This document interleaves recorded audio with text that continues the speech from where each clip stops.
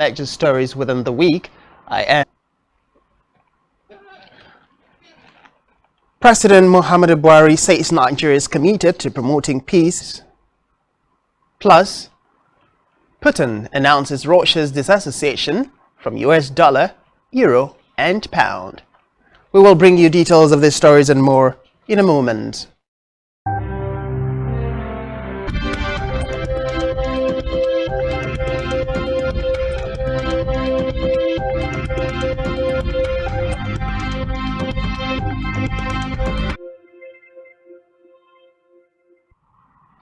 We begin our news recap this week with a report that President Muhammadu Buhari re-echoed Nigeria's commitment and spoke at the presidential villa in Abuja when he received updates from former President Goodluck Jonathan, who is ECOWAS special envoy on the situation. 49 Ivorian soldiers had been detained in Mali for unlawful entry, and only the 3 females in the team have been released, leaving 46.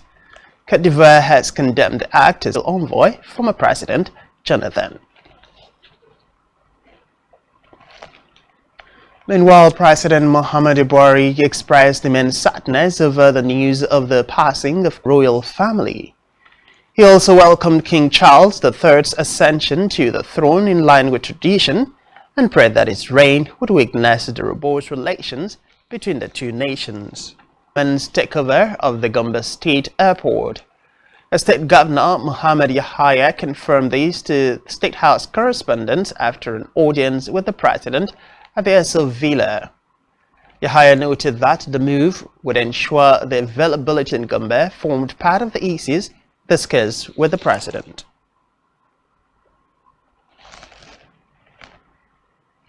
Away from that, the Minister of State for Health, Joseph Ekumankama, said and staff of the Medical Laboratory Science Council of Nigeria not to relent or rest on their oars in the discharge of Harbour paid him a courtesy visit at the Ministry of Health headquarters in Abuja.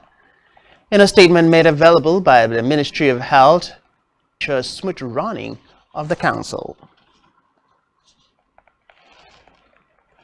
With a foreign investor group in the steel sector for $496 million. Attorney General of the Federation and Minister of Justice Abubakar Malami confirmed these in a statement by his Office Special Assistant, Media and Public Relations, Dr. Omar Gwandu.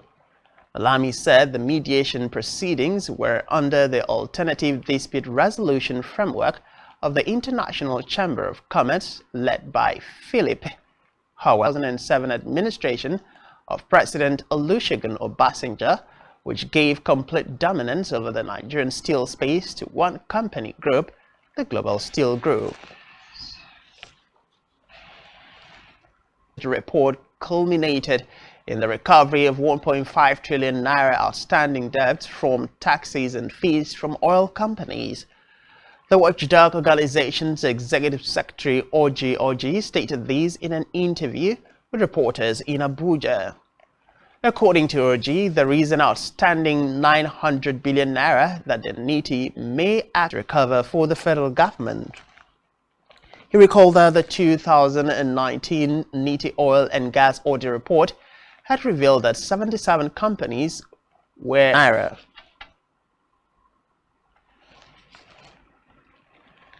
In the meantime, the Nigerian National Petroleum Company Limited and NPCL insisted that the daily supply of petrol across the country is 68 million, that the Comptroller General of Nigeria Customs Service, Colonel Hamid Ali, had alleged that the NNPC could not justify the volume of petrol being consumed in Nigeria daily, and that the nation's oil company was supplying an excess of 38 and NPC Garaba Din Mohammed.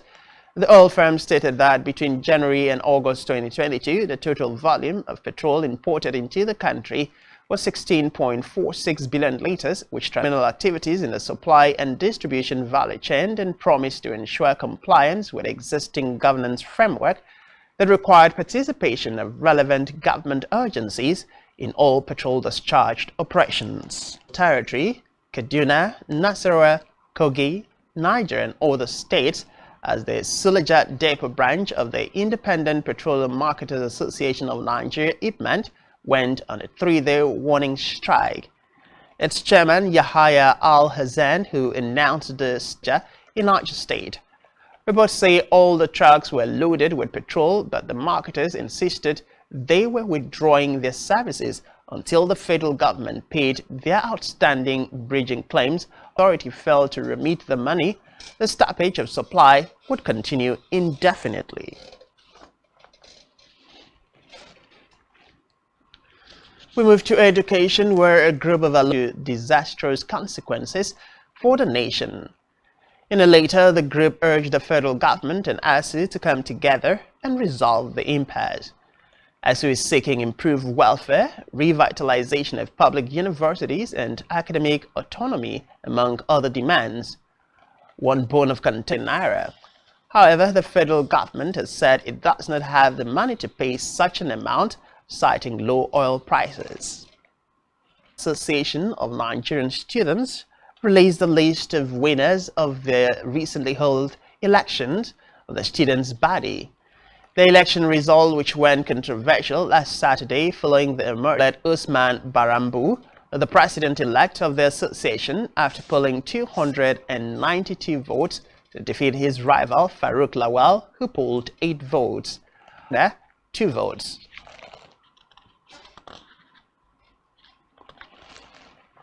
In a related development, the National Association of Nigerian Students warned lecturers involved in the business of sex for marks to desist from such activities or be ready to face public disgrace and exposure. The president of the association, Usman Barambu, who made the call while addressing a press conference in Abuja, called on President Muhammadu Buhari to urgently resolve the lingering academic staff union of university strike by personally brokering a meeting with the union. He said the call became imperative after existing ASU and the federal government, which has affected the academic calendar of all public universities for the past 7 months. Still in education, Joint Admissions and Matriculation Board, JAMB, and 3 regulatory agencies for tertiary education in the country, the National Universities Commission, National Board for Technical Education, and the National Commission for Colleges of Education. JAMB explained that the move is intended to curtail the high rate of irregular admissions conducted by institutions. The board directed that all applications be routed through the Central Admissions Processing System.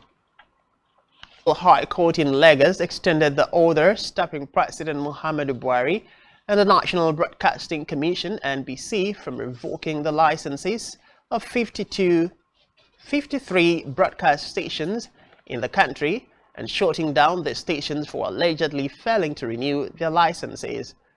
Recall that Justice Akintayo Aluko had on 29 August 2022 granted an order of interim injunction to the Nigerian Guild of Editors (NGE) when the case came up before the court for hearing. Justice Daniel Osiago extended the order of interim injunction pending the hearing of the motion and notice and adjourned the case to 26 October 2022 for the hearing of the originating summons. Reports say the Adegborowa, senior advocate of Nigeria.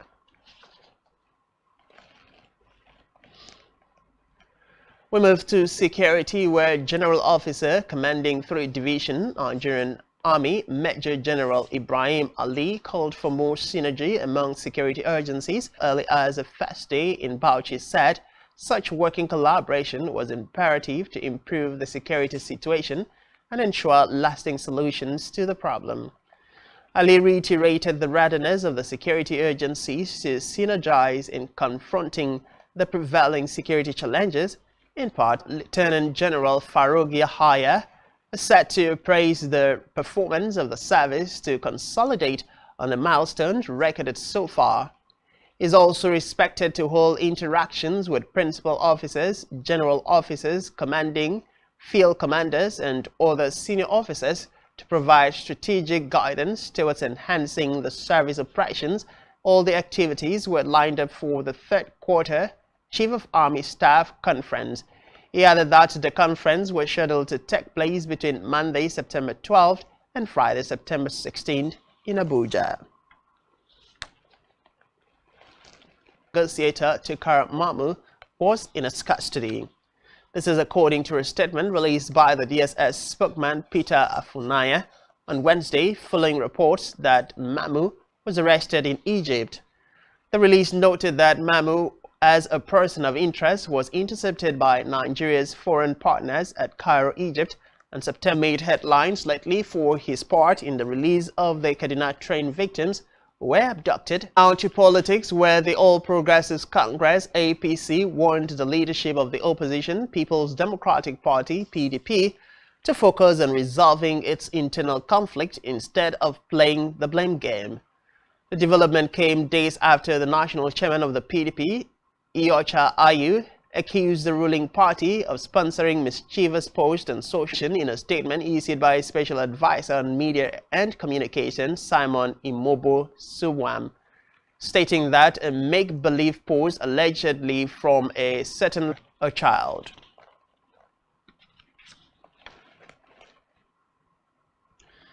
In a related development, ahead of the commencement of the campaign for the 2023 presidential election, the candidate of the People's Democratic Representatives recalled that the Independent National Electoral Commission (INEC) slated 28 September 2022 for the commencement of presidential campaigns. Atiku, via his verified Facebook account, disclosed that his meeting with the former House of Representatives, presiding officers and leaders was to seek their support. Meanwhile, still within the course of the week, 2 more bodies were recovered from the rubbles of a 7-story building which collapsed on Oba Idowu Oniru Street, Lekki, but the death toll later rose to 4 before the latest recovery. Southwest Zonal Coordinator, National Emergency Management Agency, Ibrahim Faringloye, confirmed the recovery of the bodies, raising the death toll to 6.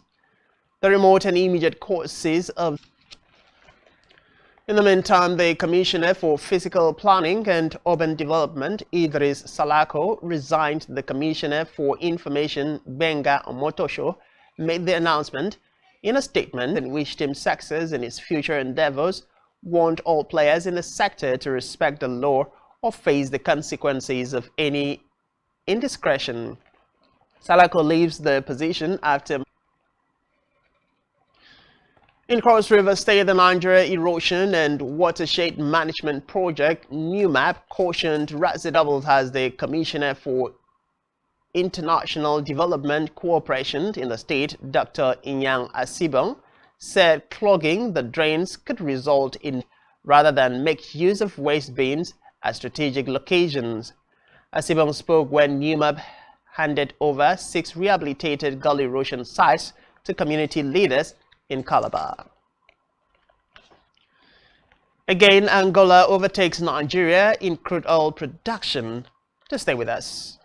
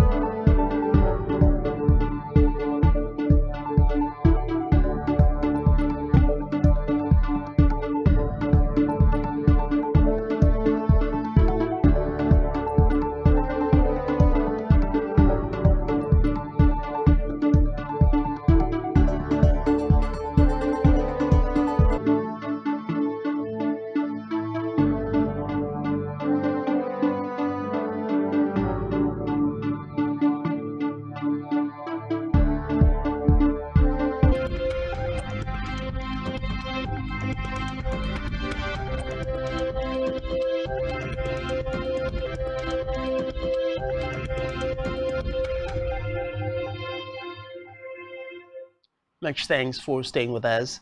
We move now to Africa, where aid group says about 1/3 of the population of Burkina Faso has been displaced by conflict as more people fled during the first half of this year than in the whole of 2020. This year's agricultural season has been described as catastrophic. Aid workers say the local population does what it can to house and feed the displaced, but that they are too poor to meet their own needs, let alone those of others. Meanwhile, this is contained in a statement by the UN military that said a unit which recently arrived in Gao was now fully ready to work and had taken over the task of securing the camp. Recall that the United Nations multi-dimensional integrated stabilization mission in Mali was launched in 2013 to help Mali cope with a bloody jihadi. Messages have been exchanged between the chairperson of the African Union and Senegalese President Macky Sall and Chinese President Xi Jinping. At a regular presser in traditional friendship between China and Africa, new diplomatic relations, Ning said in the past 20 years, the AU had led African countries in striding forward along a path of seeking strength through unity, development, revitalization, and integration. African heads of state and top figures from global organizations have met in Rotterdam to address climate change financing in Africa. Countries have pledged to spend about $25 billion by 2025 to boost Africa's efforts to adapt. Moving now to Pakistan, which hosted the United Nations chief Antonio Guterres, who began a two-day visit to flood-hit Pakistan on Friday. Officials hope the visit will boost global support for a humanitarian crisis. Rains brought by what Guterres has described as a monsoon on steroids. Pakistan officials say it will cost at least $10 billion to rebuild and repair damaged infrastructure, but the priority for now is food and shelter for millions. Lawmakers on Wednesday landed in Taipei, the first high-level European delegation since China conducted huge war drills to protest a visit to the island by U.S. House Speaker Nancy Pelosi. Democratic Taiwan exits territory to be seized one day by force if necessary.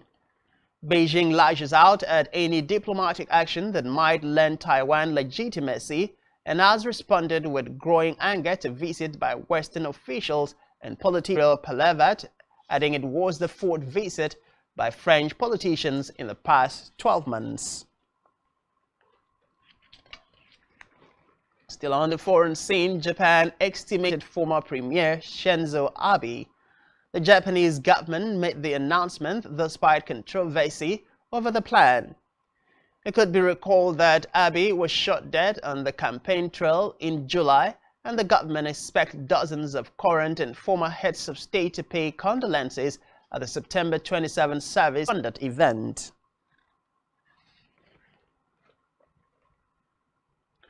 Elsewhere, China asked the United States to abide by the purposes and principles of the UN Charter in handling its relations with Cuba and fully lift the embargo on Cuba.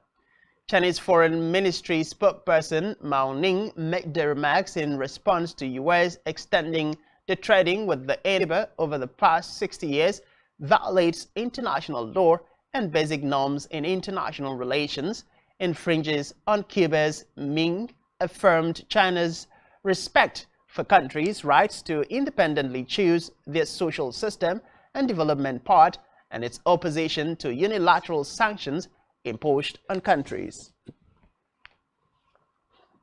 The President Gabriel Boric argued would have ushered in a new progressive era in a result that exceeded the expectations of the conservative opposition.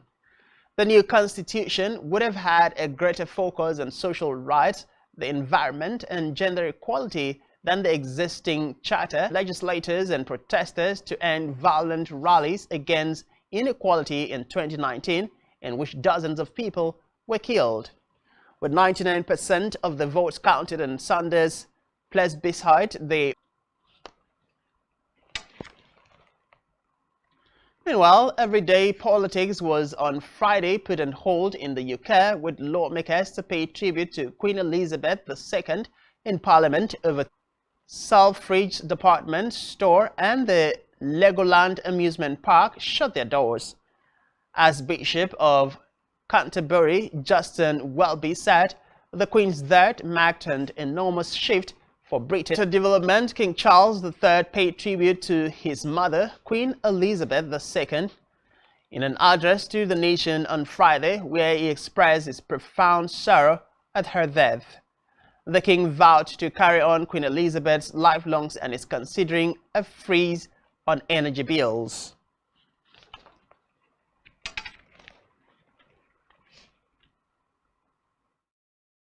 Which have meant so much to me, which I have undertaken for more than 5 decades. Today, I am proud to create him Prince of Wales, to whistling so much of my life and duty. With Catherine beside him, our new Prince and Princess of Wales will, I know, continue to inspire and lead our national. I want also to express my love for Harry and Meghan as they continue to build their lives overseas. Still on the foreign scene, their lack of vision. Speaking at the Eastern Economic Forum in Vladivostok in southeastern Russia, Putin said the West had undermined the global economy with attempts to impose its dominance, displaced by other challenges, including the sanctions, also of a global nature threatening the whole world. Putin added that Russia will stop delivering oil, fuel oil, or anything else at all if its country and its Vladimir down its usage of those currencies, which he described as untrustworthy, and talked that in an attempt to resist the course of history, Western countries had undermined the key pillars of the world economic system, which had been built over centuries. Meanwhile, Turkish President Tayyip Erdogan's provocative policies towards Russia after the European Union proposed a price cap on Russian gas. Use next steps for addressing the continent's worsening energy crisis following Russia's invasion of Ukraine are expected to be unveiled next week. European Commissioner for Energy Kadri Simpson told a bloc-wide package of solutions to the power market cost spikes. Many European countries have tightened their belt as energy costs soar amid the war in Ukraine and sanctions on Russia. Historic amount, and President Christine Lagarde hinted it could do the same again as part of several future moves to escalate officials' attack against rampant inflation. Fight their aggression with a 3/4 point increase on Thursday. That was an unprecedented monetary tightening step. The decision matched analysts' expectations and brought the deficit by at least a 3/4 point, as the decision marks the second consecutive assault on inflation in the space of less than 2 months. That have slide on fears of an economic slowdown. The oil producers will reduce output by 100,000 barrels per day, amounting to only 0.1% of global demand. For October 5, the decision essentially maintains the status quo as OPEC has been observing, while fluctuations in oil prices being pulled by multiple factors in both directions. As production fell to 972,394 barrels per day in August. This was disclosed by the federal government through the Nigerian Upstream Petroleum Regulatory Commission's monthly oil reports on Thursday. Barrels. Meanwhile, Libya produced 1.08 million barrels of crude daily in August and could soon overtake Nigeria if it continues on its current trajectory. President Buhari sacks LMC, orders NFF to set up interim management committee. To stay with that.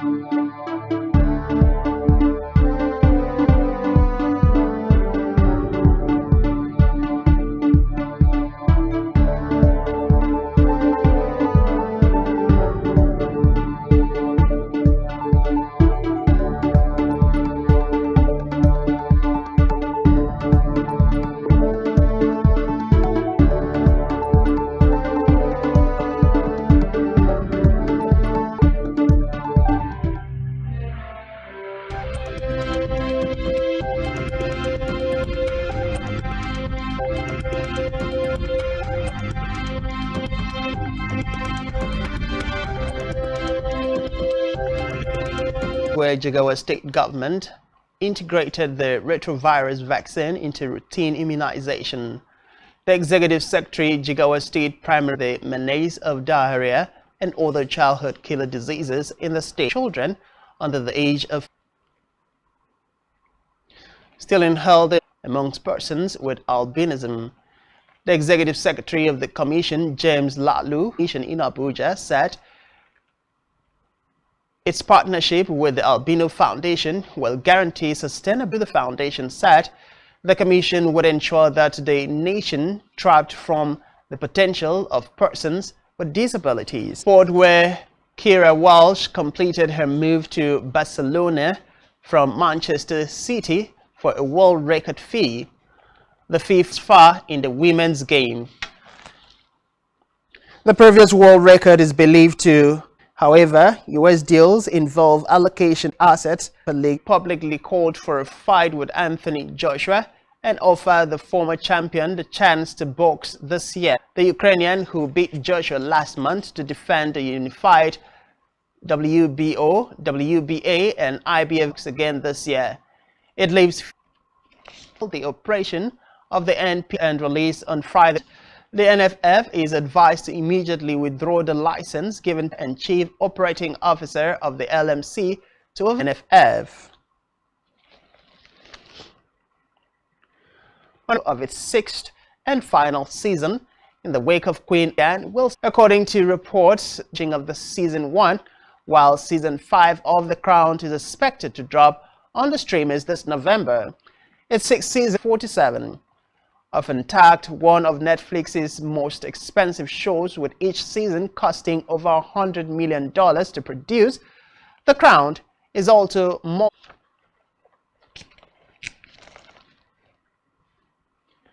Finally, on entertainment, Subnat Malaka revealed the reason for partnering with the Lagos State Film and Video Censors Board ahead of other African countries because the nation has the biggest economy in Africa.